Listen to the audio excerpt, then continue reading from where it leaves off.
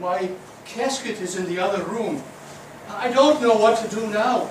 Should I go in there? You are already there. Who are you? I am your guide, Thomas. My guide? We're going For what? We're going to review the course of your life and how you came to this moment. This moment? What? Don't you know how you got here? Oh, my head feels a little dizzy. I remember being at Margaret's rooming house, and the next thing I know, I'm here, and I don't know how. That's what we're going to show you. It will only take an instant of time. You'll see. What happens first? Where do we start? Why don't you start by telling them who you are? Them? Of course, they can see you and hear you. Nobody else can, except me, but none of your family. Hello. My name is Thomas. Thomas Denham. I'm recently deceased on Thursday last, about 1 o'clock in the afternoon. There's something that might interest you. I owned an ice cream business. That's right, an ice cream business, the largest in the city at one time. And I got my start in the ice cream business with Jason Fassel, who was Maurice's father, don't you see? Jason Fassel was a dairyman who moved up here from Baltimore after the war between the states. You know what I'm referring to, don't you? The war between the states? Okay. And how did that come to be, you might be asking yourself? It's quite a path, and the story starts back in '48, when I arrived in America with my aunt and uncle on Sunday, June 11th. The ship Wilhelmina had to stop first at the Customs and Immigration Station on Staten Island. Quite an experience for a 12-year-old boy. There you are, Mr. Denham, Mrs. Denham. We're finished with you. You may be on your way. Now, what do we have here? This is our nephew Thomas, sir. Ah, now, I'll talk to him and everything will be fine. How old are you, boy? 12 years old, sir. What's that you're carrying under your arm? It's linen, sir. A present for me ma. Oh, from me ma. Is that a fact? That looks like a fine piece of fabric. Where'd you get it? I made it, sir. Well, you made it. Partly. I bleached it, sir. Oh, you bleached it. Indeed I did, sir. At the linen mill where I worked. Ah, I see. Well, that does look like a fine piece of cloth. It's probably worth a lot of money. You'll have to pay a customs duty on it to bring it in this country. Let's see. Yeah, that'll be $2 in United States currency. But I don't have $2. Oh, then I'll have to confiscate it. That means you gotta hand it over to me. But it's a present for me ma. I don't care if it's a present, you hand it over. Your mom will just have to understand. Now hand it over now, boy. You'll not take it from me. It was a present for me ma, not graft for the likes of you. Oh, you little rascal. As angry as you were, seeing your mother again made it all right. Oh, my Tom, you're safe. The good Lord be praised. Are your aunt and your uncle with ya? Yes, ma'am. Uncle Robert, Aunt Agnes, Eliza, and me. Well, bring them all in. How was your crossing? Was it a rough one? No, we didn't have but one storm. Only lasted about a day. Lots of people were sick, but not me. Is that what you brought with ya? Oh, my boy, I've been so worried waiting on ya. I had a present for you. Oh, you didn't need to bring anything but yourself. You're present enough. Yes, I did. It was a bolt of linen. A bolt of linen? But that cost so much you shouldn't have done. I brought it with me from Belfast. But the customs man wouldn't let me bring it because I didn't have the money for the duty. He tried to take it from me, but I wouldn't let him. I threw it overboard.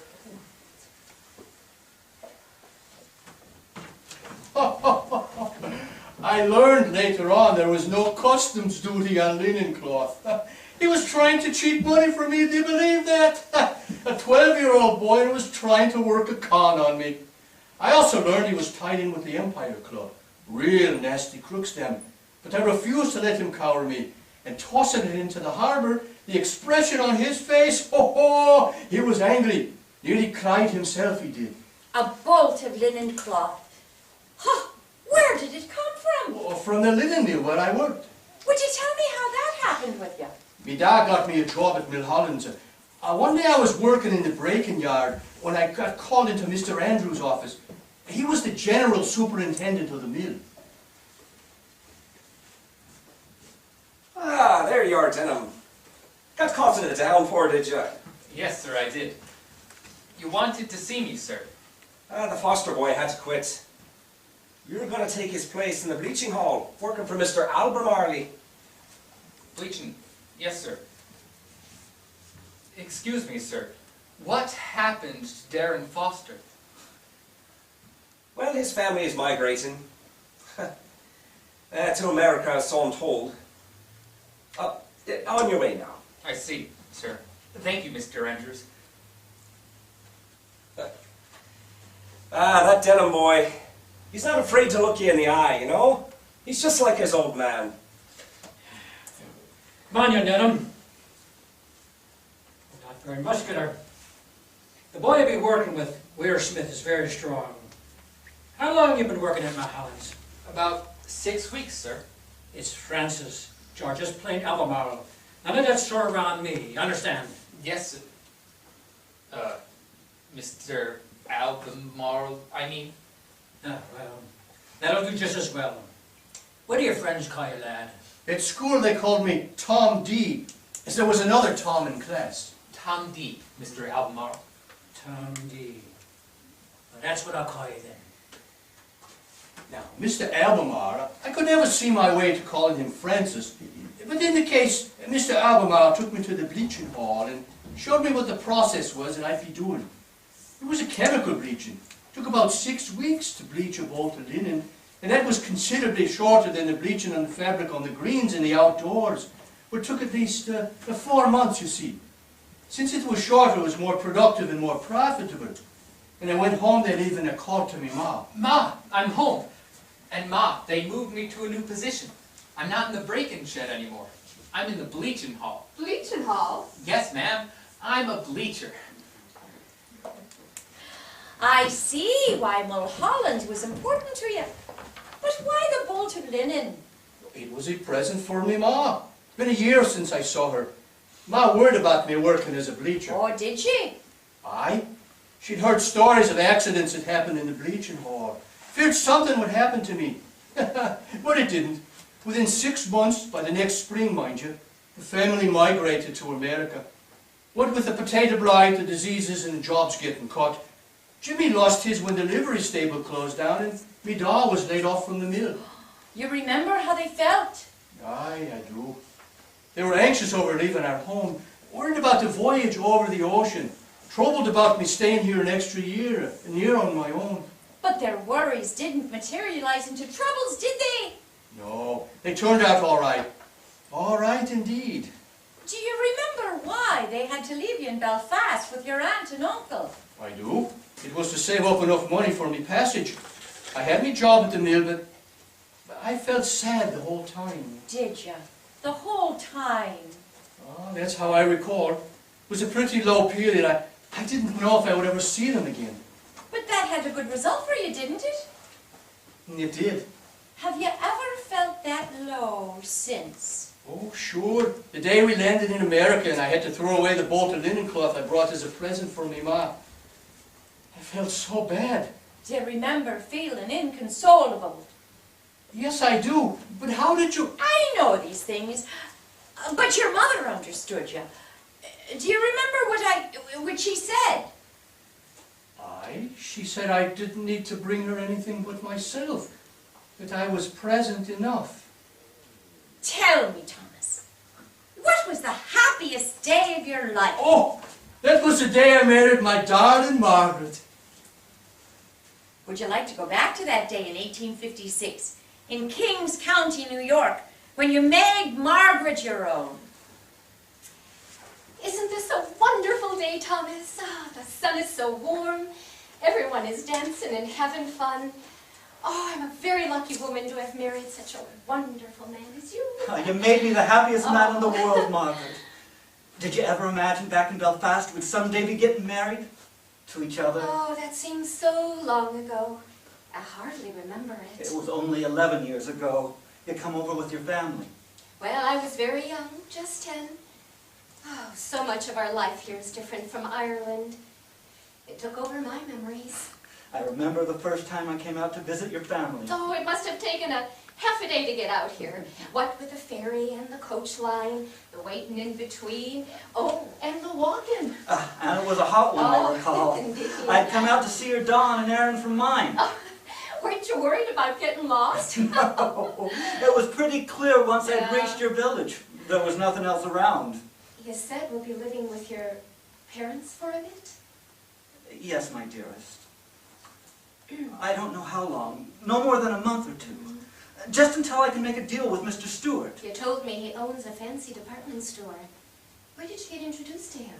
I was doing some collecting for Dr. Parker and one day, and the people I had to see lived across from Mr. Stewart. He was outside his house, and he saw me, and we began to talk. The gist of it was that he was born in Belfast. Did I tell you that? Yes, you told me. And when I told him I was born there too, and so was my mother, well, the next moment he gave me his card and asked me to drop by his office. So I did. So, you're confident he's going to hire you? As confident as I can without actually being in the job yet. Oh, you'll see, Margaret. I'll be earning more money and we can get a flat of our own. In no time at all, you see. Well, we're going to need a place of our own if we're to start a family. How did you provide for Margaret and your children, as God blessed you with them? Well, I was working at Mr. Stewart's department store and waited on Mrs. Fassel several times. She told me her husband was in the ice cream business with his father. One day she sent a message that her husband wanted to meet me. I didn't know what for. I'd been with Mr. Stewart about 10 years, earning decent enough wages, able to take care of my family. I wasn't looking to change jobs, but I tried to stay alert for a real chance to get ahead, to run my own operation, be somebody important. That's what that meant to me. Well, here is a look-in at the Fassel home on the evening in 1868 that this began for you. Hello, Sylvia. Did you have a successful outing? Yes, Maurice. Mr. Stewart's department store is just wonderful. He has all the latest fashions. Oh, and the clerks are all so helpful. Everybody who is anybody was there today. I ran into Mrs. Lowe, the mayor's wife. Did you know he's not going to run for re-election? That's what she told me. Oh, do you like my hat? Oh, and these gloves. Oh, pure kid. Now, calm down, Mrs. Maurice Fassel, Society Queen. Take a deep breath and tell me all about your day. Well, I got a late start today. But I went straight away to Stewart's to get my shopping done. The afternoon there, and you bought gloves and a hat? Heavens no. I bought 3 new outfits for me and 2 shirts for you. The ones you have are getting a little bit worn, showing their age. Can't have my New York City ice cream baron dressing shabbily, can I? Me, dress shabbily? Best not let my father hear you say that. Oh, speaking of Jason, there's a man he ought to hire for the business. Who? Oh, let me see if I can remember his name. It was, oh yes, Mr. Thomas Denham. Thomas who? Denham. I just told you, weren't you listening? Yes, dear. I've just never heard of him. So now you have. He knows where every garment is in the entire store, and his deportment with customers is just top-notch. Dresses immaculately. I know he'd be a useful addition to the business. I don't imagine you found out if he knows anything about the ice cream business. Oh, piffle! Neither did you before you started working for your father. Somebody's going to snap him up. You will rue the day that you did not follow my suggestion. Oh, I wonder who that could be, especially at this hour. It's probably my father. He said he might take an hour away from the store and come by. Oh, good evening, Papa. Oh, how are things at the shop? Oh. Busy. Busy. Oh, Busy, and I'm tired. but that's good, isn't it? You make the ice cream, you sell the ice cream, you make some more. Isn't that what you want, Jason? Yes, dear. But there's so much to do for opening a new store in Brooklyn. I can't be in two places. I need Maurice to run the store while I confer with the suppliers and builders. Ice delivery remains a cause for concern. I've got to go up to Orange County and check the dairy. It's getting darker earlier. Not enough time in the day. You should hire somebody to help you. Yes, I should. I just don't have the time to go looking. No need, I already have. What do you mean? Son, what is she talking about? Hear her out, Father. Jason, you need somebody who can learn the details of this business rapidly and is first class with customers. You can't teach that, you know. Or maybe you don't. Anyway, someone who dresses to the nines. And I know just the man for you. His name is Thomas Denham. Maurice knows all about him. He will tell you all you need to know. Now go on, hire him straight away before somebody else does. Thomas Denham? I'll arrange to meet with him tomorrow, Father. That meeting with Fassel must have gone well for you, huh? Oh, it did indeed. Both Jason and Maurice, who was his son, talked with me. They told me about the wonderful opportunity I would have in the ice cream business if I came to work with them. I didn't know anything about it, ice cream. But they offered an agreement that could lead to my running my own store one day. I couldn't imagine me, a one-time linen bleacher from Belfast, running my own store. Oh, it made my head spin. Still does to think on it now. And you say your mother died before you started working in the ice cream business. That's right, she did. God bless her. It was 1864 when she passed on. And I always missed her. Why is that, do you suppose? She always encouraged me, believed I would be a success someday. It made me melancholy now and then to think she didn't live to see what I achieved. Did you ever consider that she might have been with you from time to time? In spirit, I mean. I'm not sure of that. But I went to her grave in the Greenwood and talked to her a few times, maybe. You know, when circumstances grew strained. Once I remember when we were working out the financing of the expansion in 1876. Did it help? Until this moment, I didn't think on it. But the enlargement in 1876 was a tough one. It was a centennial year for the United States, so there were celebrations planned throughout New York and even the country as a whole. It was complicated by trying to get financing in the midst of a business downturn.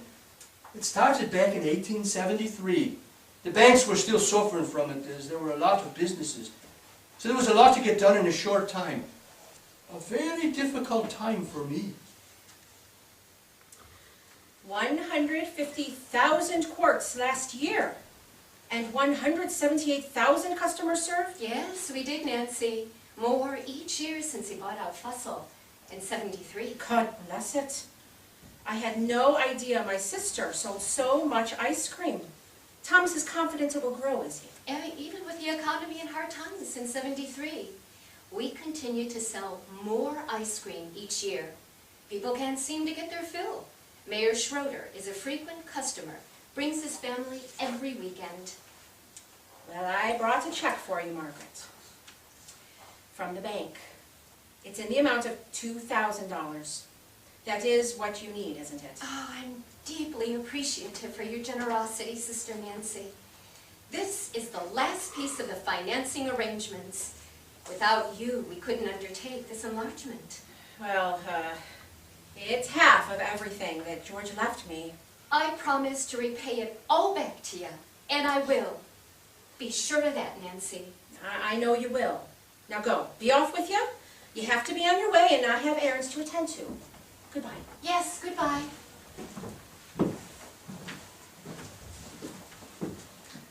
Mr. Benson, good to see you. Mr. Hunter, how are you, sir? Mr. Hunter, this is my wife, Margaret. Mr. Benson, you know Margaret, I believe. We are meeting to conclude the financing of the addition and remodeling of the second floor of the premises at 290 Fulton Street. Said premises being the location of the business of the borrowers, the Denham Ice Cream Company. Are we all agreed on this? Then, Thomas, I'd like for you to review your history in this business and your business plan for the benefit of Mr. Hunter here. Of course. I started in the ice cream business in '68 working for Jason Fassel and his son Maurice. My job was to run the operation here in Brooklyn. It was the second plant and store they opened. Within a year, they let me buy in for a partnership. The business was wholesale at first, serving country clubs, hospitals, and the like. Very quickly, we opened a parlor and sold to individual customers. And how the business grew. We were always busy. I see here you bought the Brooklyn operation in '73 and opened it under your own name. Is that correct? That's right. The Fassels wanted to concentrate their efforts in New York City and stay closer to their families. Wasn't there an instance, it made it in the newspaper, if I recall correctly, that you and Maurice disagreed over the future of the business? I don't see how that's relevant. That's fine, Mr. Benson. I'll be glad to address Mr. Hunter's concerns here. We enlarged for the first time in '71, allowing us to accommodate 80 more customers sitting at tables. And in '73, it looked like we were going to have to enlarge again, only Maurice didn't want to do that. He was downright adamant about it, so we argued. That was the beginning of my buying the Brooklyn operation. We didn't part on friendly terms. Yes. Well, imagine not. This is not a good time for mortgages. You got one in May of '73, nearly 4 months before the collapse of J. Cook's Bank in Philadelphia. Very fortunate for you. The economy is still suffering because of it. But your business figures show continual growth in sales every year since '68. Did you really produce and sell more than 178,000 quarts of ice cream last season? We certainly did, Mr. Hunter. At an average price of, let me see here, 45 cents each. You are correct, sir. And does it really cost you $9,000 a year for ice cream? For ice? This is one of the most unusual businesses I've encountered in all my years of banking. Well, I don't know, but I'm persuaded by your ardor, Mr. Denham, and you have the remaining $2,000 in hand. Yes, we do. How many children do you have, Mrs. Denham? Why, 9, Mr. Hunter, and one on the way. Curiosity, madam, mere curiosity. You clearly are able to manage the household with your considerable family as well as help with the business. I'm sure I don't know why, but the investors have some trust in your business acumen, Mrs. Denham. You are both aware, aren't you, that this loan is from private investors, not the bank, is that correct? They want to remain anonymous and are insisting as one of their conditions of the loan that you be named as the mortgagee with your signature on as primary on the loan.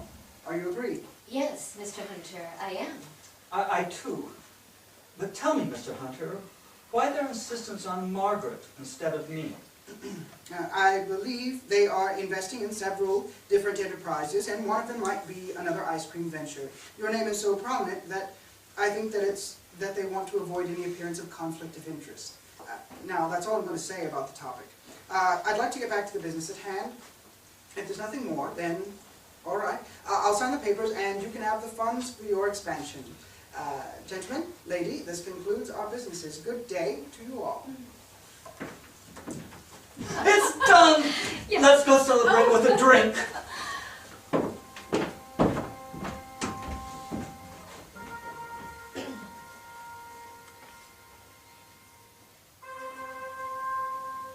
When do you peg the start of it? Start of what? Your drinking.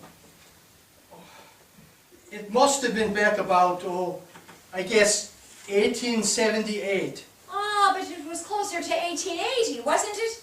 The year Garfield was elected president. I cannot say for certain. I remember the wake we had for my mother. That was back in 1864. My sisters and brothers all celebrated her life. Wake her proper we did. Mothers have a special way of knowing the love their children feel for them, so they do. That must have been another low time for you. You say you did drink heavily on that occasion. Well, it was my mother after all. Indeed, indeed.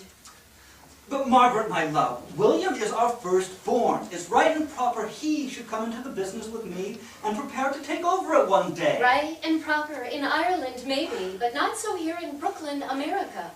People don't care to follow that custom much. Besides, William doesn't care a lick about the ice cream business. He likes insurance. But I'm trying to And build he's successful at it. something for his future. But look at what you do have. Now see Stuart there? He works hard every day after school. And he loves the business in case he hasn't told you. Tis a fact, Margaret. The lad does seem to care for it more than William. You think I should bring him into the business? I believe you ought to have a talk with him. See if that is what he wants to do. In case he doesn't, you may need to be thinking of Jamie someday after he finishes school. But he's barely 16, Margaret. I know that, but you've always been about the planning, my Thomas. And that's what we're talking about here. So, I think you know what you've got to do. First Stuart, then Jamie. And with that, I'll be for home. Don't you be long. I won't. I'm going to stop for a drink along the way.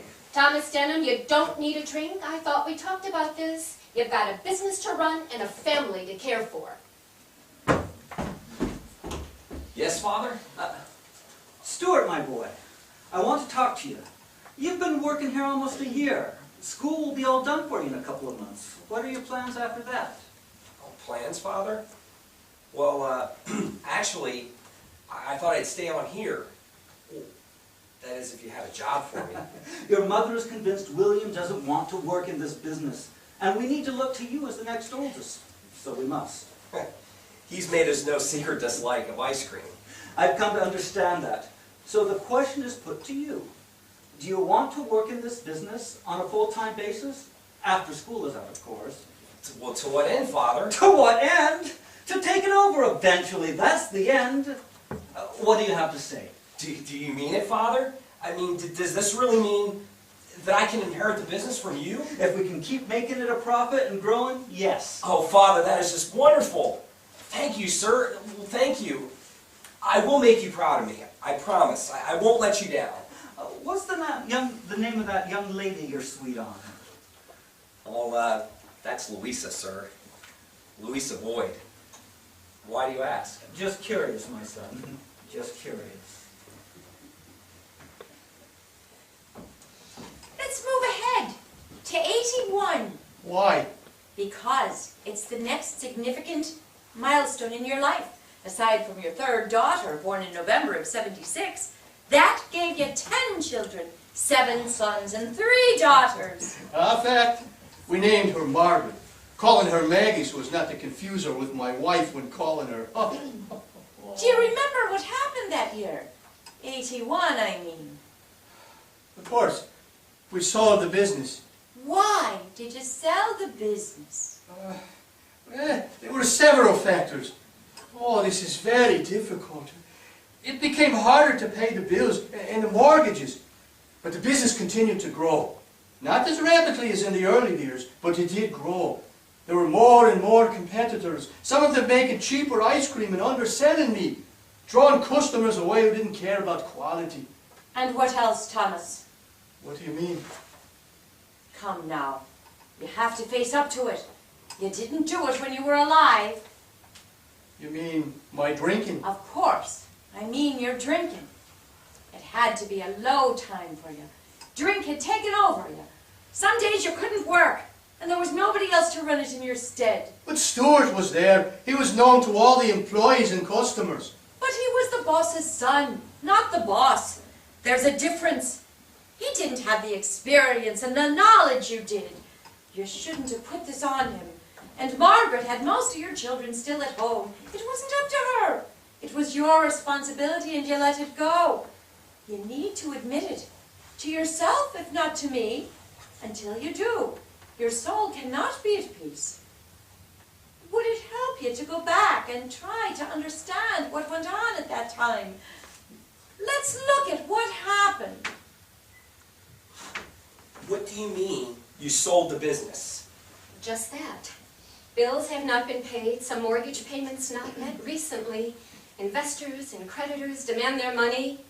We've no choice but to sell in order to meet the investors' demands. But we had customers. We had plenty of customers. even up until closing time. How is it that we can't pay our bills? The investors have called in their loans. I named mortgagee on the loan papers. I had no choice. But why did they call in their loans? No. No, this is something else, isn't it? This is something else entirely. My father, he's the cause of this, isn't he? Well, isn't he? You know, your father had his troubles lately. He hasn't been himself. Well, yeah, you mean he's been drinking, don't you? That's what it is, isn't it? Well, let me take over. I'll pay the bills. I'll make things right again. Stuart, it's not possible. The investors wouldn't allow it, and the sale is complete. The papers are signed. Well, who did you sell it to? And what happens to me? I mean, this was supposed to be mine. I know it was, dear, but it wasn't possible. We sold it to Thomas Wilson, the mixer. He's agreed to keep you on to manage the parlor and serve the customers. Wilson? You sold it to Wilson, but he doesn't know anything about running the business. Well, that's why he's agreed to keep you on, to teach him how. And your father, too, if he wants to. And we sold it to him because he was able to come up with the money to buy it. Mother, do you remember Louisa and I are getting married next month? Do you remember? I mean, what am I going to tell her? The facts, I imagine. But she's been thinking I'm going to inherit the business, and now I'm not. I don't know how she's going to take the news. Marriage is for better or worse, my dear. Your father and I had nothing when we got married. He earned a mere pittance collecting for Dr. Parker. We worked for everything we have, and if Louise is the kind of woman you say she is, then she'll understand. But if she isn't, well, better to learn that now and spare yourself a bad bargain. Mother, I just don't believe you. How can you be so callous and so indifferent about my future? Please accept my apologies for seeming to cast my devotion elsewhere, but Stuart, you are almost 22 years of age. Old enough to be getting married, as you pointed out. Old enough to start looking out for yourself and your new bride. Just now, I have your brother and 2 sisters still under my roof, who depend upon me for their food. And I have to tend to your father. He's obviously not well. Mother, do you know what this means? You ruined my life. You ruined my opportunities. I'm done with you. You won't see me again. Stuart! I didn't know about that. Such despicable behavior. You weren't aware of much at that time. He needed a father to help guide him through an abrupt decline in his fortunes. And you weren't there. But I was there. No, not really. Neither available nor in condition to help your wife and children get through a terrible blow. At that moment, it became their circumstances to come to terms with, to adjust to make decisions about. But let's review the next, the last event in your life. do you mean? Watch. It's February of 1888.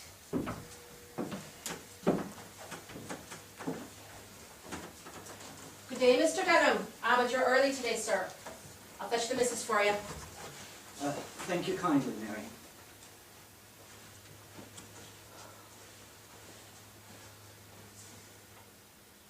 Hello, Thomas? Tell me, Thomas, what are you thinking? Margaret, I want us to live together as husband and wife again. What's different, Thomas? You told me yesterday you've not had a drink in 7 days. Well, I'm proud enough of you for that, but you know I can't bring you back into the house solely on 1 week's sobriety. I have the children to think of, and there's my boarders. I can't have them disturbed. What else do you want me to do? I'm at my wit's end, dearest Margaret. I don't know what to turn to. My life is over. Can't you see that if you don't come with me? I will tell Mary. I will be with her in a minute. Why don't you go down the cellar and smoke your pipe, and we'll talk some more when my business is concluded. She did it, and she knows she won't even talk to me about it. She called in the mortgage and sold the business and won't make it right with me. Oh, God. I can't take the pain in my head any longer. I just wanted to stop hurting.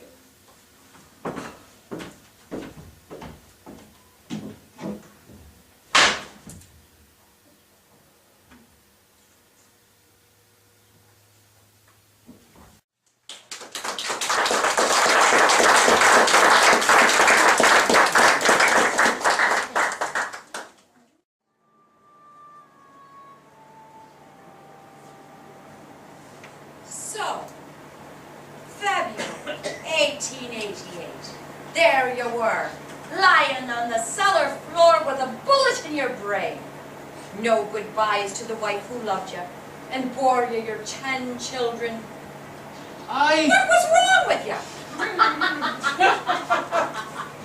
I don't know. I was in such pain and just wanted it to stop. So you decided to take your own life.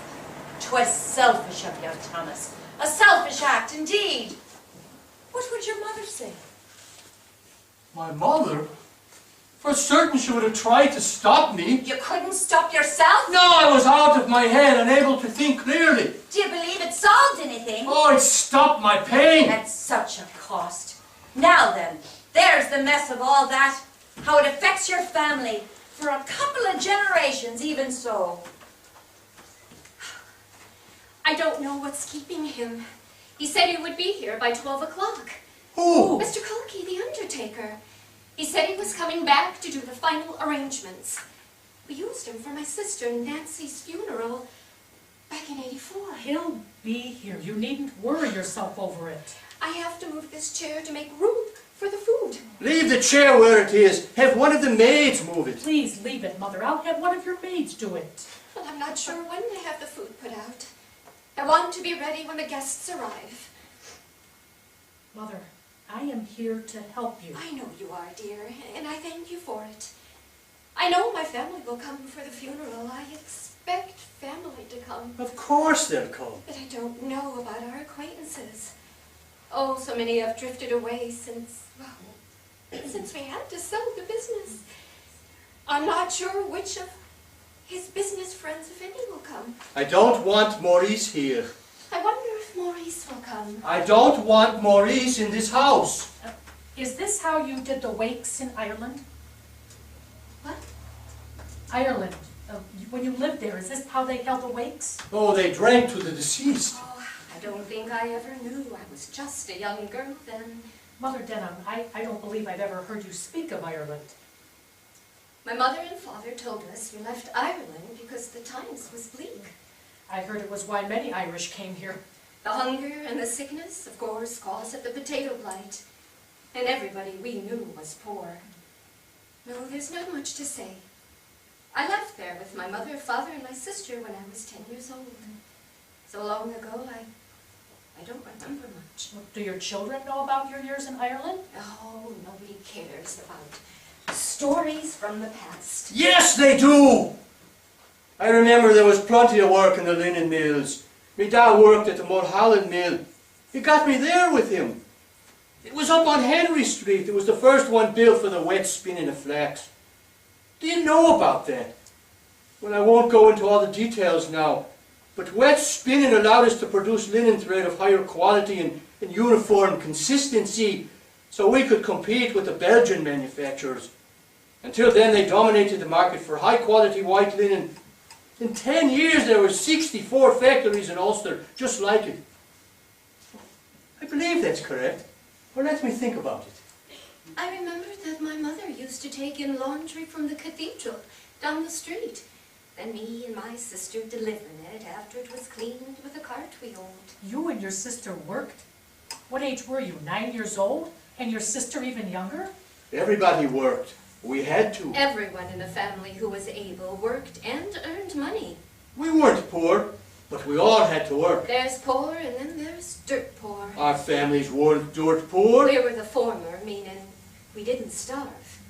And we had enough to eat, so we were spared the worst of the sickness.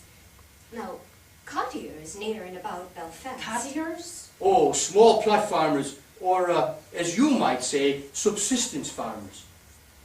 What did you just ask? Cottiers? Oh, Cottiers. Well, they're small plot farmers. They grew potatoes, and with the blight, they lost their crops. But there wasn't as many of them doing this as was doing it in other parts. Most of the people worked in town or in the docks or in the mills, but no, not on the land. They didn't depend on growing potatoes for their food. My family came here about a year before Thomas's. Our families knew one another in Ireland. Nida worked in a linen mill in Belfast. So did Thomas's. I don't know which one it was. Today is the first time I remember Margaret speaking about her early life. I must remember all of it. I hope I can keep her reminiscing without too much prompting. No, Susanna. She was Thomas's mother, took in laundry also, is what I remember. Oh, she died back in 1864, God bless her. Yes, God bless her. When did Thomas come to America? I think it was 47. It was 48. Or was it 48? It was 48! Well, it's not important. He came with his aunt and uncle. His parents had come to America the year before with their other children. Thomas stayed behind until there was enough money for his passage. He had a job, you see, as a young boy. Mother, how did it come to such an end as this? Thomas Denham, in the obituary it says, a few years ago, practically controlled the ice cream business of Brooklyn. Shot and killed himself this afternoon at 16 Signey Place, a boarding house kept by his wife. In 1868, Mr. Denham first engaged in the manufacture of ice cream, and in a short time he was doing a very large business. He had a big store on Fulton Street, and a few years later doubled his facilities by combining with Maurice Bassel, who kept an ice cream saloon on the opposite side of the street. The two partners did not agree, and 5 years later, Denham bought Bassel's interest, and the latter moved to New York City. After amassing a fortune, he in turn sold out to Mr. Wilson. He was 54 years old. 53! He amassed a fortune? Such a waste. We were married over 30 years. We were estranged these past 7 years.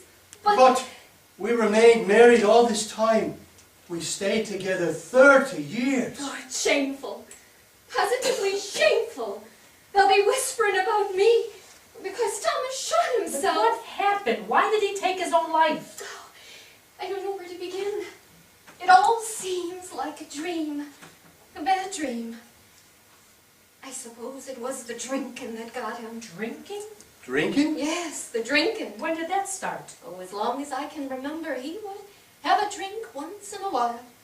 First, he started to visit my family's house in Flatlands. He would share a sip with me, Doc.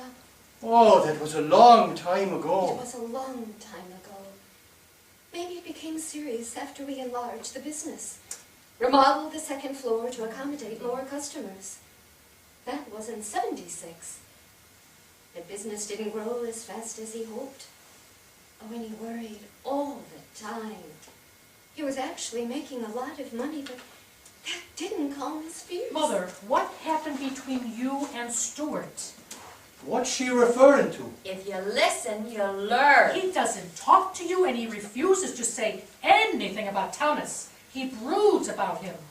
It's gone on quite long enough, and it's time we put a stop to it. Once and for all, I want you to tell me why Stuart behaves this way. Stuart.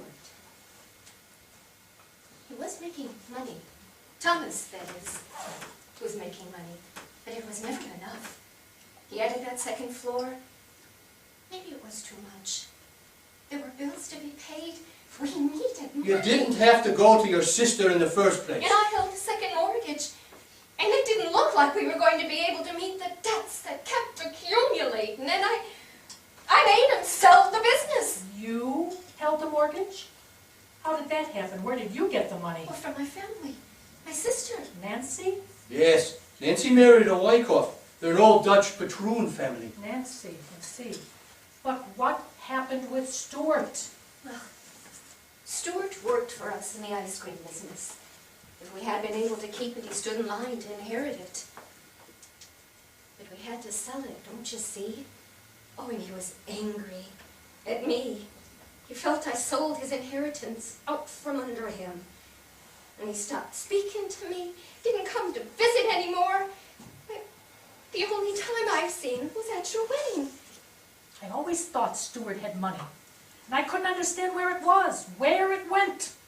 Now it's all coming together for me. This is what he's been withholding all this time. Yes, my dear, I'm afraid so. Oh, the folly. We have to put this right between you. If he comes today, I suppose it might be possible. If he comes, I'm his father. Of course he'll come. He'll come. And we will repair this breach so we can get on with our lives without constantly tiptoeing around a secret. I wasn't aware of this behavior by Stuart. You weren't in a position to be aware of much of anything when this happened. But do you see? Your actions influenced those of your son. I didn't know, Margaret. By my faith, I didn't know. Our Heavenly Father, please grant peace to the soul of Thomas Denham and to his family. He's here.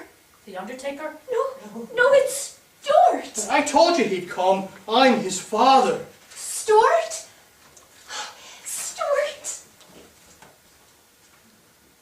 For almost 8 years, and the birth of 4 of his children, Stuart avoided his mother for all but essential occasions. Oh, so tragic. Why did he behave so? Weren't you listening? He told her why. Yes, but it sounded like anger at the moment. I couldn't imagine him carrying through like a grudge in the old country. Like a grudge in the old country? How do you come up with such a notion? You were only 12 years old when you left Belfast. What do you remember about holding a grudge? I don't know. It came to me just now, but I certainly didn't teach any of that to Stuart. No, maybe you don't think so. There are different ways to teach a moral or a behavior to a boy, even to a young man. One can say nothing instead of something. One may run away or even kill himself. Children will take lessons from all of that. But he didn't. He did what he did. He made a decision and acted, just as you did. It's my fault then? You weren't there to help or show a better path. Margaret and each one of your children were left with the consequences of your actions. How they handled them were individual and unique to each person. It affected the family for several generations. Your grandson, for example. Grandson? Ralph. Which one? Stuart's son. Oh. Ah, yes. The only boy among 4 girls, born in 86. He never knew you. But you can meet him now. We'll move ahead to 1906 now with your grandson Ralph and his wife Edna. Are you ready, dearie? Almost, dear. I'll be right down.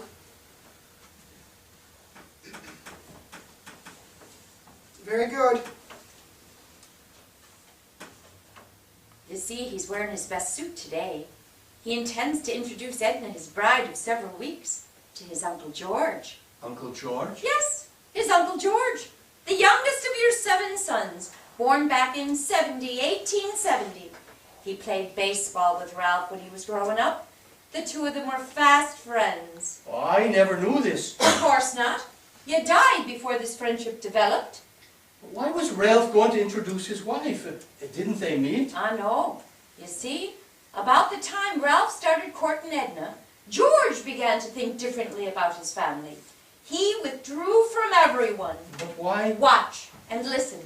You'll see. All right. I seem to be ready. How do I look, my darling husband? Just beautiful.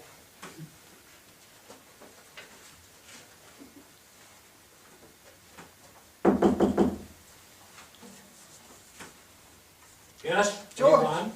George, I want to introduce you to my wife Edna. You didn't make it to the wedding, so I wanted to come by so you could meet her. No, go away. But Uncle George, we've walked all this way to see you. I don't want to see you or meet her. I don't want anything to do with the family. Now go away and don't come back! Oh, it's a shameful display of bad manners, and to family no less. You can see Ralph was stunned, almost speechless by George. He'd never experienced such a thing afore. Margaret and I didn't raise our children to behave that way. That man was very rude. He had no call to treat us like Don't that. say anything. I've got half Nothing at all, dearie. Well, I've got half a mind to go back there and tell him he was rude and demand he apologize. No, let it go. Why did George act that way? Ralph was his nephew. He seemed a polite and proper young man, as does his wife. George never talked to family, so we don't know. Sad, isn't it? A decision by George that altered Ralph's perception of his family.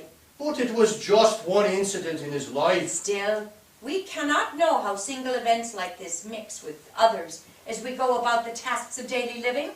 Ralph refused to talk about his family again to anyone. Brooded about it, to be sure. And since he didn't know about you, his grandfather, he shut himself off from finding out. But you have to remember that Stuart never spoke of you after you died. To anyone. Never mentioned your name to his children. To his son Ralph. That decision altered the life of a family. Forever. In ways that we cannot even know. As you can tell, we're looking ahead to years after you die. Let's peek in on a family dinner several weeks after the episode with George. Tomorrow is the anniversary, you know. Yes, I do remember, Mother Denham. Please accept my sympathy. Oh, and today is Sunday the 8th. Tomorrow is the 9th.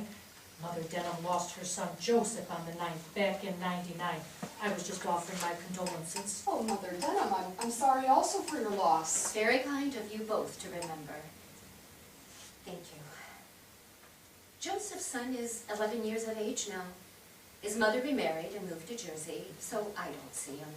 My daughters, all married, and married well, I might add. All my sons married, except Thomas. Edmund knows Thomas was the name of Margaret's husband, but she doesn't know anything more about you than that. It might be a chance for her now to learn something more about you. I don't see that he'll settle down, not after this. No, my dear. We're talking about her son, Thomas. Well, I see. I'm sorry if it was inappropriate of me to overhear that. Oh, no, my dear, not at all. Thomas M. for McGaffin is 44 years old and hasn't married yet. I don't suppose he will. I suppose not. McGaffin, a name I've not heard before. It was my mother-in-law's maiden name. She was born Susanna McGaffin. That's interesting. Ralph never talks about his family. I don't know if I should say this to you, Mother Denham, but Ralph and I went to pay a call on his Uncle George a few weeks ago, on that nice Sunday when it was still warm, if you recall the day. And how was your visit, Edna?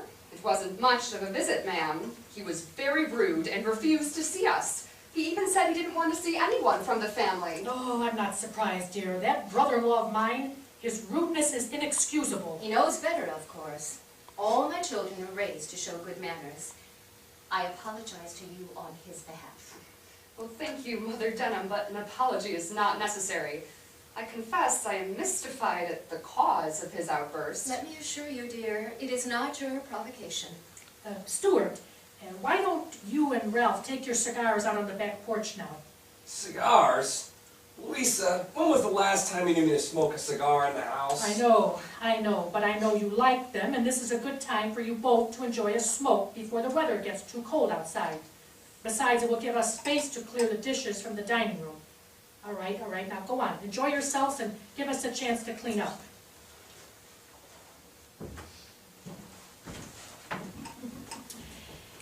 Edna, it's time you learn a few things about Ralph's family.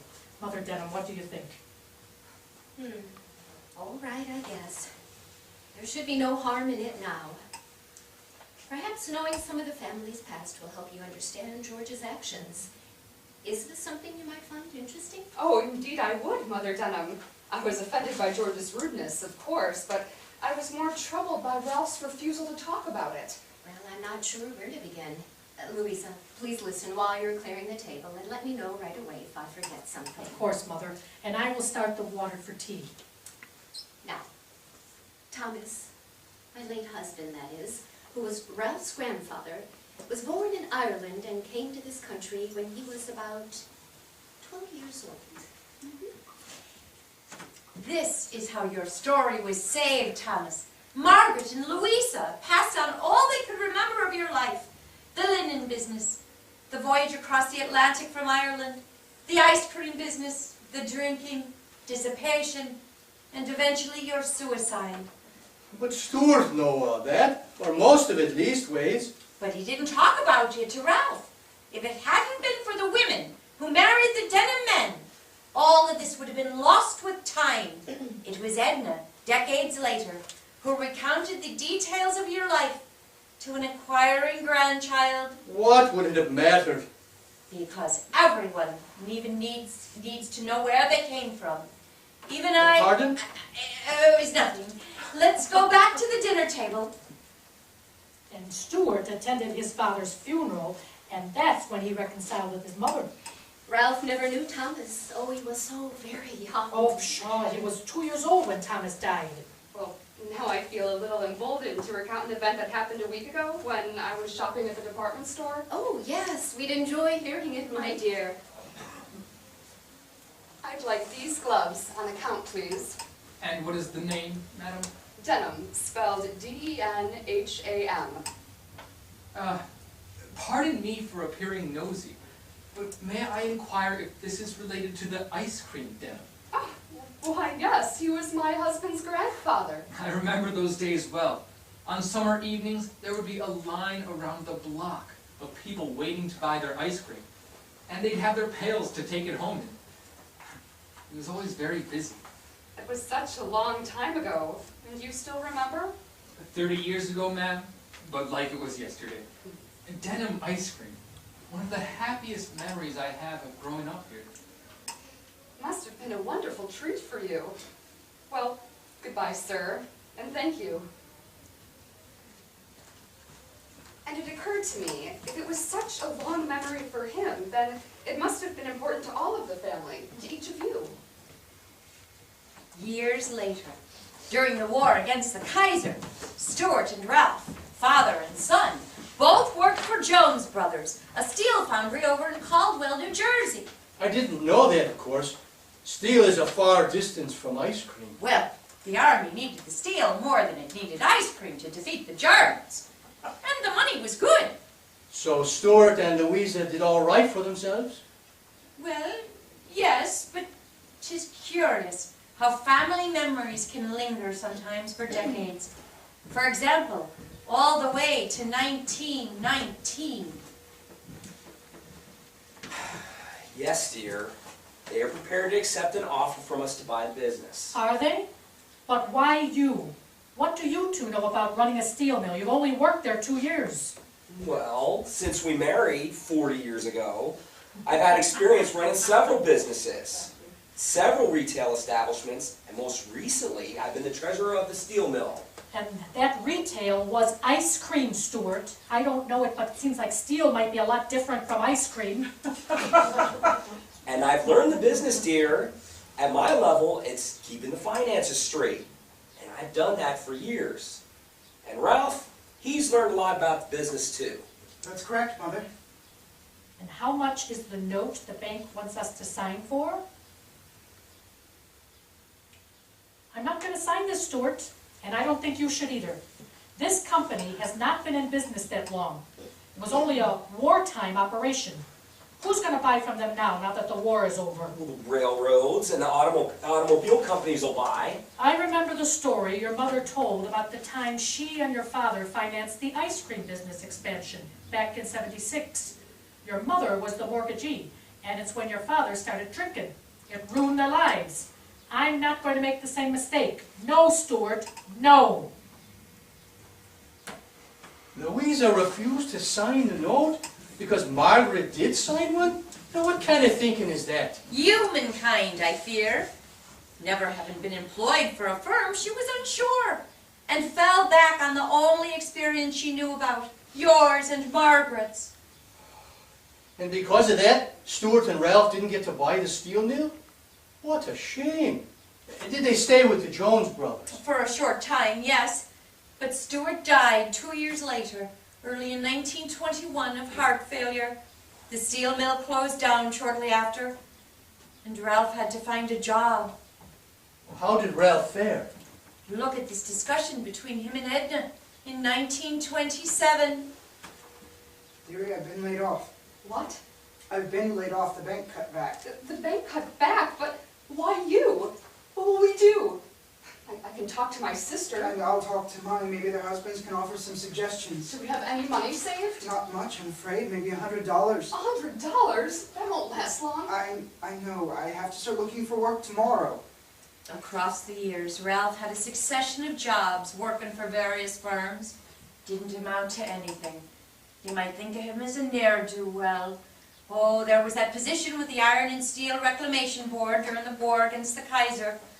But it ended with the armistice. Let's go back 3 weeks later and see how they're faring. Dearie, it's been 3 weeks. I can't find a job anywhere. Nobody will hire me. Where have you been looking? This week all over Brooklyn. Last week it was Manhattan. Here's the paper with the job openings. Well, Dad, what do they tell you at these places? Because it's clear they have jobs. Well, mostly that they don't have anything from my experience. I don't know what else to do, dearie. We can't afford to keep the house. Dad, I talked to my sister. Flory says I can take Bill and Muriel and stay with her and Jess until you get back on your feet. You'll take the babies over to Caldwell, huh? That solves part of our problem. But my sisters aren't in a position to help. Neither Catherine nor Grace has room for any of us. Their apartments aren't big enough. We'll try to sell the furniture. I can send you some money from that. But well, what do we do about Denny and Edgar? Well, I don't know. Denny is 18, old enough to live on his own, but he has no skills. Who'd hire him? That's a good question. He's just now getting out of school. Maybe he could go into the Army or Navy? You think that's the answer? Well, you'll have to go down to the recruiting offices with him. Yeah, I'll do that right away. Perhaps Friday? And what do we do with Edgar? My sister has no place for him. I'm going to have to look for a furnished apartment or room. He can stay with me. What about school? He'll have to leave, won't he? I'm sure he will, unless I can find a room in this neighborhood, but it's not the kind of area I've seen signs for rooms to let. Well, shall we tell him? Let's do it after I put the babies down to bed. Denny! Edgar! Yes, Will you Father? come in here, please? What is it? Yes, sir? Boys, we have to talk to you. Now, boys, you know your father was laid off from his job and hasn't been able to find another one? Yes, Mother? Well, that means we don't have any money, either to buy food or to live in this house. It also means your father and I have had to make some decisions about where all of us will go. Does this mean we have to move? Well, it does mean that in a way, but there's more to it than that. What do you mean? I'm going to take Muriel and Bill with me and stay with your Aunt Flory and Uncle Jess in Caldwell, in Jersey for a while. Can we come with you? No, dear. Flory doesn't have room for all of us. You have to understand that Muriel and Bill are very young and still need me to care for them. What about me? Edgar, you are not old enough to live on your own just yet, dear. So you will go with your father and find a furnished room or apartment. Where? Here in Brooklyn, I hope. If not here, then we'll try over in Manhattan. But I don't want to leave my school. We don't want you to either, dear, but we may not be able to prevent that. You see... I have my friends, Don and Bob. I've known them all my life. You can write to them. I'm sure they'll write back. But I want to stay with you and Dad, together. I'm sorry, Edgar. I've already told you... I don't want to move. Edgar, we have to do this. There's no other way. What am I going to do? Dear, we're almost done with high school. You can go get a job if you like, but it still leaves the question of a place to live. I can stay with Edgar and Dad. Can't I, Dad? Well, it's hard to see us finding a furnished room for 3. I don't think that it will work, and we have to move quickly. We have something else in mind. What is it? On Friday, your father is going to take you down to the Army recruiting office and see if you can enlist. Enlist? In the Army? Yes, dear. It will do for you what we cannot do any longer. It will give you a place to stay, feed you, let you earn some money, and after you get out, someone will be more apt to hire you. The Army. I don't want to go in the Army. I want to stay with you and Dad. I'm sorry, son. Like I just told Edgar, it's not possible. This is a way for you to start living on your own. It's not... Can I go with them? What? Can I go with them to the army? No, Edgar. Why not? Because you are too young for the army. Damn it to hell! Denny! You watch how you speak to your mother, young man. What does it matter? You're sending me away. I can say anything I want. You will not speak that way in my house. Do you understand? Yes, sir. But pretty soon it won't be your house, will it? Until we leave this place, you are to keep a civil tongue in your head. Yes, sir. I'm going to check on the other two. Come and help me, Dad.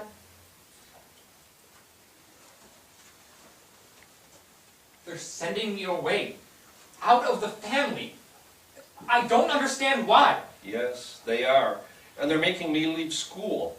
My family is breaking apart. I don't know what I'll do. I'll miss you, Denny. Will you write me, please? Will you write me? Yes, little brother. I'll miss you too. I'll write you. But not them. I'll never write them. Oh, what a sad thing to happen. Sure. But it's happened before. Once long ago, even to me. I mean to you. Don't you remember? When? When your parents left you in Ireland. Oh, yes, that. They came over here with my brothers and sisters. Back in '47 it was. But the family did reunite. None of your siblings suffered harshly from the experience. You seem to put it all behind you as well. Never thought about it. So? Well, these two, Denny and Edgar, great-grandsons of yours, didn't. They let it affect the conduct of their lives. Oh, really?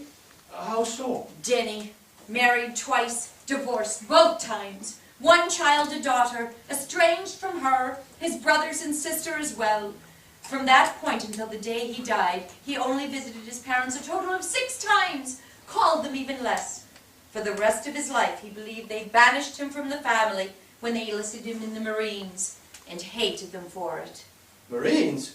And what happened with the army? Oh, the army had filled its enlistment quota when he arrived at the recruiting office. The Marines were next door, so Ralph had him join the Marines. And Edgar? About the same. Married 3 times, divorced twice, 6 children, numerous dalliances with other women, middling success as a salesman at one point, had hard luck his whole life, complex personality. What do you mean? He held on to a strong belief in the family, as his was split up. Held on to the stories his mother told him about you and Margaret. They were important to him.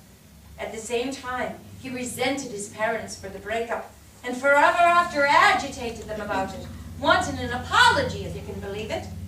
The irony of it all is that he caused the breakup of 2 of his own families with the divorces from his first 2 wives. Resented his parents for something that couldn't be helped? Now why waste your time and energy on such a thing? There's no answer to that. Only the good Lord knows why a body does what he does. But you're saying this is my doing? What happened to Muriel and Bill? She married a successful engineer and had 3 children. Bill grew to become an airline pilot, married and also had 3 children. What happens now? Come with me.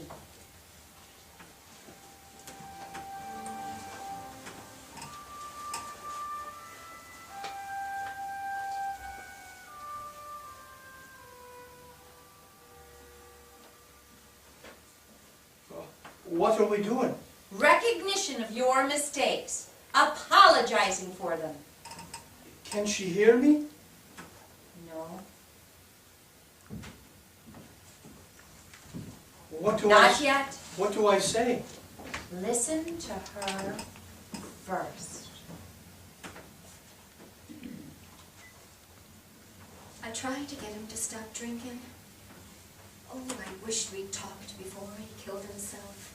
If you remember, I tried, but we were interrupted by one of your boarders. If only he'd waited for me to come back to the parlor. Then what? Then we would have talked, and maybe I could have prevented the tragedy. I'm so sorry, Thomas. Me too, Margaret. For all of it. I loved you from the day I met you. Lisa, I took all my anger about my parents selling the ice cream business out on you. and it was unfair. You stood by me during all of that. Can you forgive me? It's not me you need to apologize to, it's to your son. Your silence about your father caused him melancholy. Stuart, I know that selling the business gave you a hard road to hoe. I'm sorry for selling your inheritance out from under you and otherwise causing your grief. I wish my father had told me more about his own father. He adamantly refused to talk about him. I grew reluctant to talk to him about anything. We weren't close. Ralph, it was unfair of me.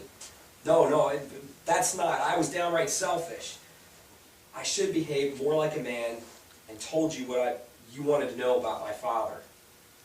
The shame I cloaked myself in was just pointless and hurtful. Father, if you can hear me, I want you to know that I love you. I'm sure he hears you, dearie. So you still angry they sent you to the Marines? Me angry? You resented them since they made you leave high school. By the way, how come you never went back to finish school? Pride, I guess. It might have made a difference in your job prospects over the years. Well, you're probably right about that. You didn't do too badly in real estate after you got out of the Marines. That's right. Don't you think it's time you forgive them? I only wanted them to acknowledge it happened and apologize. They couldn't give me the same chance they gave Muriel and Bill, whose success they threw in my face every time I'd visit. If only I could have my boys back, I'd hug them to me and apologize for putting them through the breakup of the family. I wish you could too, dearie. Hell, I'm ready if you are. What do you say? Let's forgive. Oh, all right. Mom, Dad, if you can hear me, I forgive you. I know you didn't mean it to happen.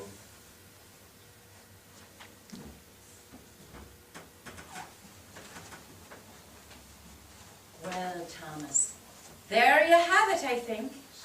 I wonder how much of this hurt and melancholy could have been avoided. That's a profound question, to be sure.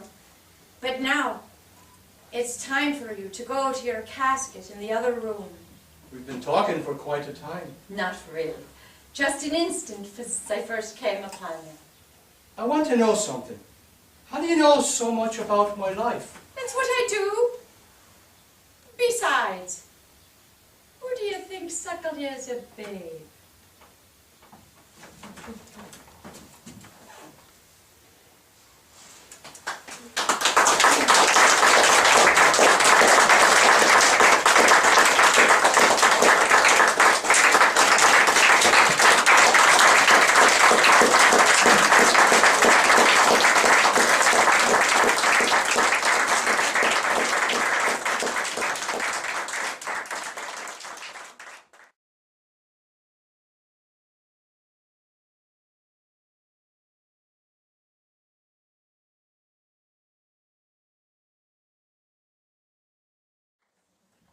We want to thank you all for coming. I'd like to introduce Denham, who's here. Ron, come on up. Some of you remember when you saw the one-acts last year, that this was done originally as a one-act play by Ron. And the biggest comment we had was, well, what happened? So Ron took that and went with it, and that's what you see today, is kind of the entire story. And we appreciate you coming, also because we'd like your feedback. We performed as a staged reading, and we'd like to know if you think this could hold its own as a two-act play with full costumes and makeup and props and costumes.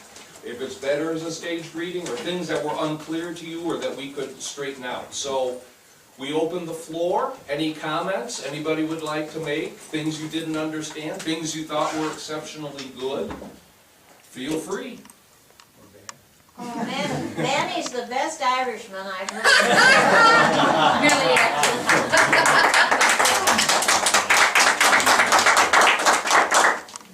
Make a Manny, good Irish.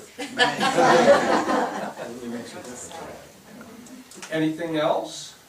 You know, we're kind of relying on you to tell us what the next step is. Whether we pursue this as a staged reading or whether we try to mount it as a play. I liked it as a stage reading. You liked it as a staged reading? Okay. Yes? First of all, very good job, everyone. Virginia, any line, your exit line has got suckling. I know. I got to say something during no, just a wonderful job. And I think this is a very interesting story, and I think that there's a lot of possibility. I think before you would go to, before you go, think about a full production.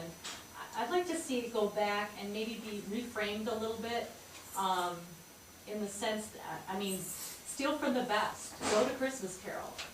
It's the same sort of concept. This man is looking for redemption, and we see scenes in the past, the present, and the future. And I'd like to, it would be nice to see them in chronological order, maybe, it just seemed like there were two different stories going on, in the sense the first act leads up to why, they killed himself, and then we have all this other stuff going on in the second act, and I think it needs a little bit a sharper change in perspective, and, but I think there's a lot of possibility here. I just think it needs to just be reframed a little bit. Does that make sense? Yes, it does. May I play the devil's advocate here, please, Ron? I think I'm going along with, I felt some of what you are saying. There's a wonderful message here. Each of you did a spectacular job. You each were the person you were meant to be on the stage. Am I the only one who feels that you've got a marvelous novel, these folks did a wonderful job, could we have left out that last generation? Could the message have been given without bringing in that great-grandparent? It got a little strung out for me. They all were a part of that whole story. I guess I'm saying, could we condense it a little bit? Did anyone else here feel that it was a bit prolonged at the end? I may be the only one. I felt the message had been told and we're telling it again and again and again. I think I lie somewhere in between your comment and Mary's comment. I think in tying things together more, we could see, get a sense of where it's going. At the beginning, I'd like to get more sense of purpose, not that it has to be revealed, about why this is being told. I love the theme of forgiveness, but that didn't show up until the second half of the play. But then it made the family history. Then I could take in the big picture. But without that, I kind of felt like what you were talking about. The forgiveness message will be there. You just don't need that last generation, perhaps. I disagree with the young lady. We often disagree, Frank. I think the key is the guy who got it playing together. I think that was the key. This young lady really did an excellent job. That's the key. Yeah. There's a lot of hidden things that, and this is my first time seeing it, I didn't see the one act version. There's a bunch of things that I sit there and speculate about. The one thing that I never saw answered was Margaret having an affair with Maurice? Because boy, that seemed to be going. Margaret suddenly is revealed to be the magnum businesswoman of the century. She can run the house and have 10 kids. She can run the business, and her husband is somehow shifted out of harm's way. When we give the mortgage, we give it to Margaret. We don't know why at that point. But it's like every time Thomas, the deceased, starts talking about what happened, it ends up back with, don't talk to Maurice. Don't let Maurice come. I kept wondering what Maurice was doing. The thing I liked about Thomas at the beginning was he was very much of a raconteur. He's telling stories about the war between the states. He's a very, a bubbly kind of a character at the beginning. And suddenly, about 2-3 scenes in, he becomes this depressed, quiet person who sits there and sort of like, I don't know what happened. happened? I don't know what happened. And he stops talking. And I liked him at the beginning because, boy, he's got, oh, this wonderful thing and this wonderful thing, and he just shuts up. You know, now maybe that's because our friend the guy, who apparently his mom in disguise, who keeps prompting him to be more nice and remember his mother a lot. You know, I mean, it was like, after a while I started taking notes and I said, she's really on this mother kick. But, you know, I mean, someplace in there, Thomas the deceased stops talking completely. And Thomas the adult shuts up. I mean, after a while, his last scene, he's barely opening his mouth. It's like Margaret has taken over the family and is shutting down everything she doesn't want to know. So if in her experience, you don't talk about Ireland because you don't remember it, then nobody can talk about Ireland. And, you know, suddenly it's like only what Margaret wants to say. Now, I don't know that that's necessarily what's meant. And when you look at a family in hindsight, you only get Margaret's filtering because Thomas the deceased is deceased by the time anyone's talking about it. But, you know, these were parts of the dynamic where I just kept saying, okay, where's the rest of it? I still want to know what happened with Maurice. Dude, I got Maurice right here. He's not stepping out. No stepping out. But you know, you switched from Mrs. Maurice to being the sister, and I couldn't tell the difference in the next scene. And I realize that's just a casting situation right now, but it became very confusing. And the same thing when the customs agent turns into, you know, the person in the second scene. It's like, oh, well, this is interesting. You know, we just saw you in that same exact position, talking in this, you know. So those kinds of things are dynamics in the reading. But I really wanted to know what happened. I don't understand what happened with Margaret. And not understanding what happened with Margaret continues to be an ongoing thing throughout the entire play, whether you cut it off with the grandchildren or the great-grandchildren. I don't know why Margaret just pulls in and shuts everybody else off, but she really seems to do that. And in her doing that, the family doesn't have the dynamic to continue, because she's the one who's raising the kids after Thomas is gone. You know. Sure. Go ahead. I just want to show it. You might want to double check the time frame when women were allowed to hold them. Because I know that if you're talking 1800s, that there was a time frame when women were not allowed to hold them or inherit property. In this particular real life story. Widows were more likely to be able to than single. Floyd. The biggest thing that I found that bothered me is we know that Thomas turned to alcoholism and that led to the downfall of the family. But we're never told, or we have no idea why the alcoholism happened. And I think that you've got a real great key here in the idea that he turned to alcoholism. Basically, it was caused by the fact that his wife was given the mortgage at a time when women did not hold any kind of a position of that nature. And in today's world, we even know of marriages that break up because the wife makes more money than the husband, or the wife is more successful. And I think this is a real key where you can go to that, and this is really, and also you've got then, as he becomes less successful and the drinking and so forth, the wife becomes more powerful. And so you have the male-female power struggle here. Did you intend for that, Ron, to be one of the purposes? See, I got that. And Margaret alluded to it when she said, I'm not sure why he got her to drink.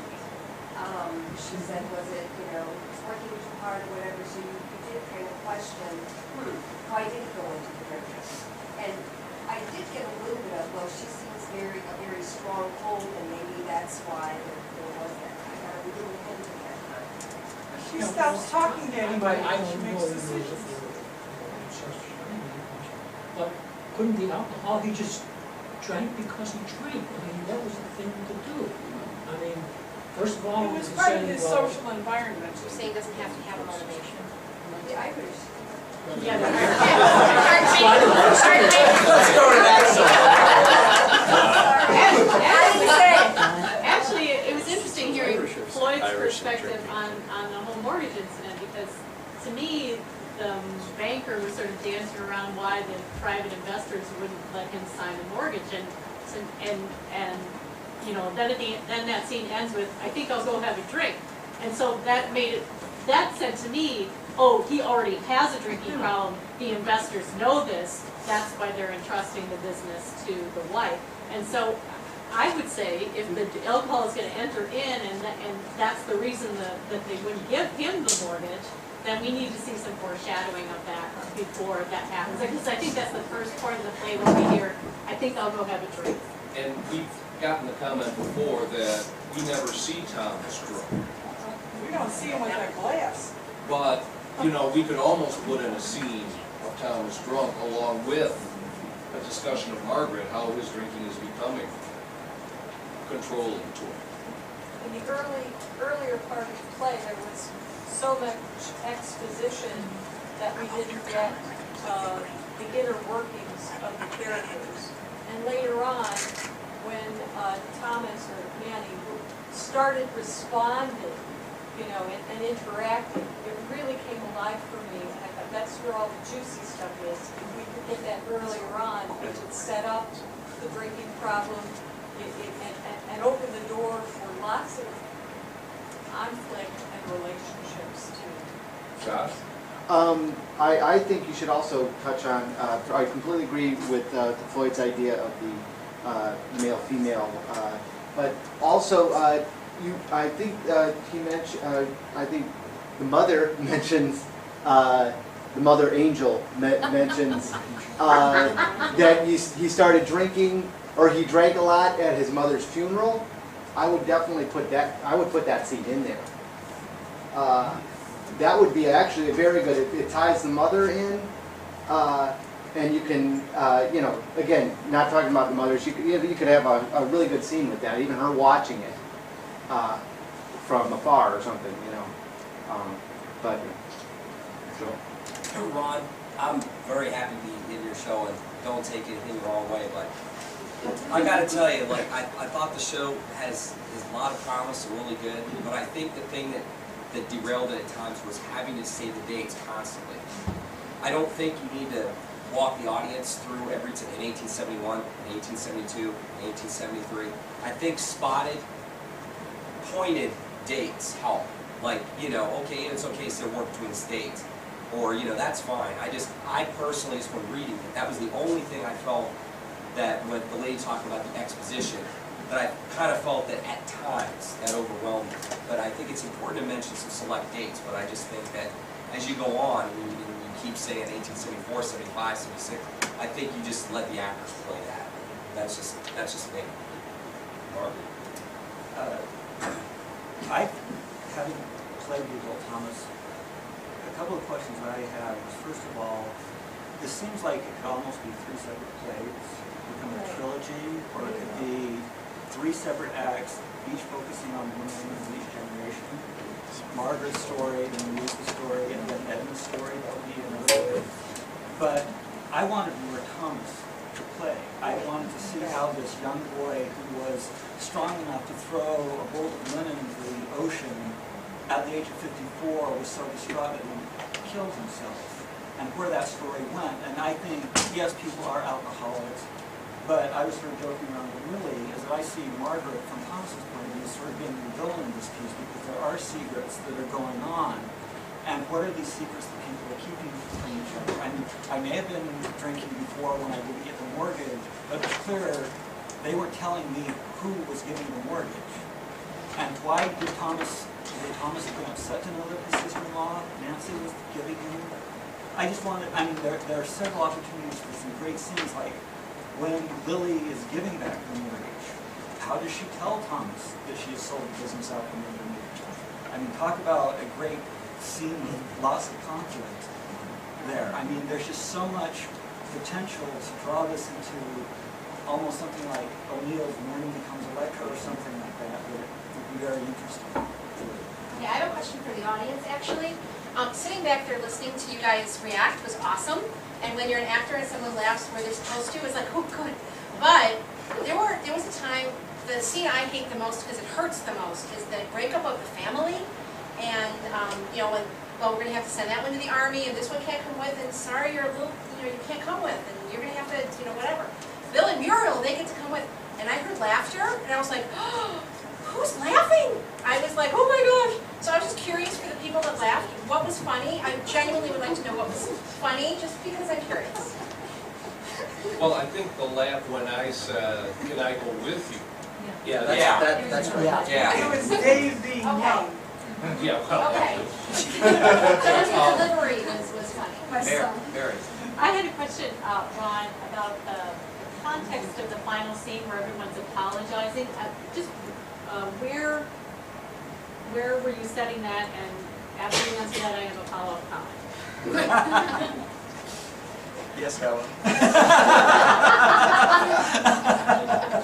Where was I setting it? You mean physically? Well, I mean, what is the? I mean, all of a sudden these people are talking to each other and apologizing. I mean, where is this scene supposed to be happening? Dream world. In heaven, in purgatory, someplace else. All right, because to me, what was really interesting about the setup or the way that scene started is everybody had sort of like an opening sentence that was very enticing, and to me, that's a great opening for the play, where you just have these people spotlit with one line like. And then that gets your it's a good attention getter for the audience. It gets our curiosity up about who are all these people, what are their problems, blah, blah, blah. And not, just one little phrase is here and here, and then it seemed to me like that would be, and then it gets repeated, and we see how it resolves again at the end. Observed an alcoholic family usually was a contributing factor in this two good shoots of the never once showed that she contributed to Thomas's demise. It takes two badly, and he just went downhill, and she stayed so good. She wasn't good, and that was the point. In my estimation, she destroyed it.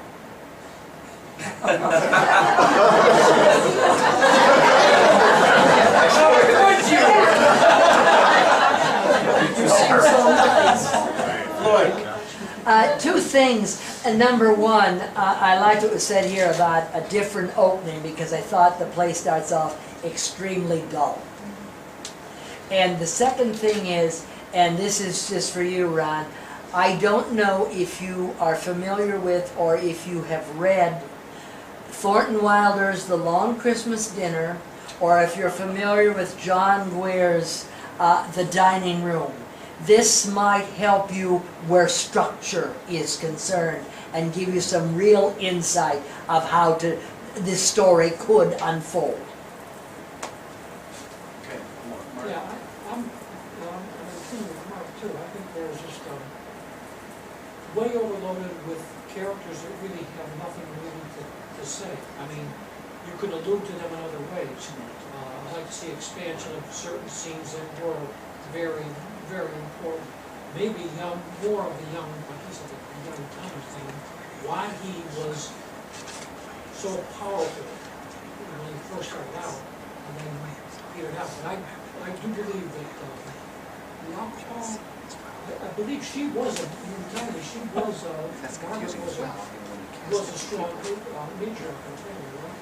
And she was all this. It might take two to tango, but when someone's in alcohol, they're in it. And, so I think the alcohol probably came first. I don't know. The alcohol came first, and then it led to all this problems. So you're an Irishman, so you know.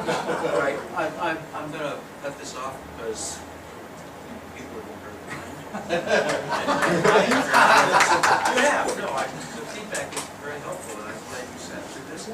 In defense of the playwright. He was drunk after this. That's his Irish. We love the playwright. I was sitting with Dave, and I was recounting some family anecdotes that had been passed down. And he said, "You need to put that in the play." So what this really was to get Dave off my back. Sure, blame the and string these family anecdotes together, because there's a thread of a narrative for me anyway in that. And I really, until I got to this point, didn't realize that it doesn't quite work that way. That there needs to be quote more names and more less fewer dates. But that was suggested to me by aliens or people who know where they are. Like you're 100 years ahead of that time, so you don't really care anyway. But I thank you for your input and for seeing this. Thank you very much. I think Ron needs to be highly commended for attempting this.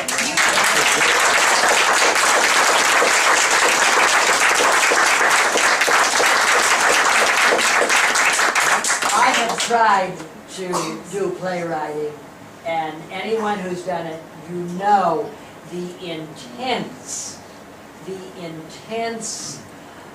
work that goes into it. And I just like to quote, it was Neil Simon who, when he was asked about being a playwright, he said, "You are only a writer if every day you put aside so many hours, and no matter what else, you sit and you write. You may throw it away, but you sit and write." There was one last comment. Yeah, I just want to say that the cast that you selected was super.